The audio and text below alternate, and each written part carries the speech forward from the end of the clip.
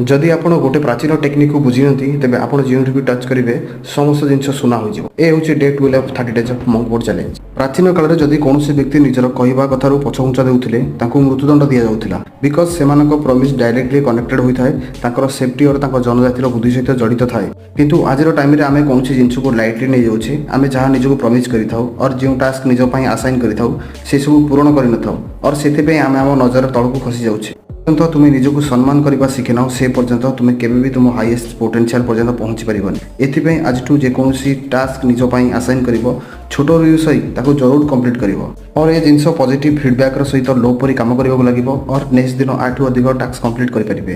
तापर दिन आउरी अधिक और तापर जेतेबेले आपण दर्पण सामने रे ठिया होंती सेतेबेले आपण आखिरे निज पई सम्मान रहिबो और सेही मोमेंट रे आपण अनुभव करि परिबे प्रकृत प्रेम काहाकू कुआ जाए और तापर आपण कॉन्शियसनेस अलग लेवल पे पहुंची जिवो। आपण निजको डेवलप करिया पई दुनियार प्रत्येक कोणर